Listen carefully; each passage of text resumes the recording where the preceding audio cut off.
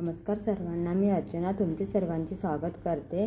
तर इथे मी blouse पीसची 4 fold अशी घडी घालून घेतलेली आहे आणि जेवढी उंची आहे ब्लाउज पीसची त्यामध्ये 1 इंच एक्स्ट्रा वाढवून घेतलेली आहे। त्यानंतर जेवढा मुंडा आहे त्याचा चौथा भाग घेतलेला आहे आणि 1.5 इंच एक्स्ट्रा वाढवून घेतलेला आहे आणि खालच्या बाजूने 3 इंचाच्या इथे 1.5 इंच आणि 1 इंचावर टिक करून इथे आता मी शेप देऊन घेते आपल्या स्लीव्सचा। आणि खालून आपली जेवढी रुंदी आहे हाताचा जेवढा घेर आहे खालचा त्याचा चौथा भाग त्यामध्ये 1.5 इंच एक्स्ट्रा वाढवून इथे मी मेजरमेंट टाकून आता पूर्ण स्लीव्सची कटिंग करून घेणार आहे। आणि आपली जी नॉर्मल आपण स्लीव्स कटिंग करतो त्याप्रमाणे ही स्लीव्स मी कटिंग करून घेतलेली आहे। तर त्यानंतर हा जो आतमधला शेप आहे इथे पण मी इथे कटिंग करून घेणार आहे।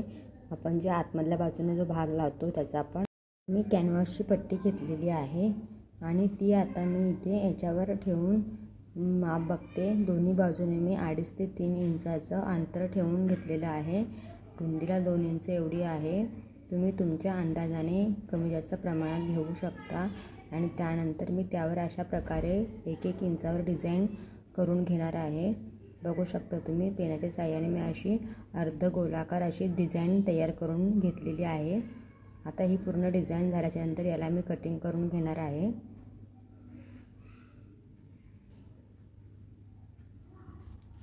करताना देखील आहे ना इथे थोडंसं अंतर असं ठेवून मी असं कट करणार आहे। बघू शकता तुम्ही आपला जे टोक आहे ना कॅनव्हासचे ते कटिंग केल्याच्या मधलं ते टोक अशा प्रकारे आले पाहिजेत।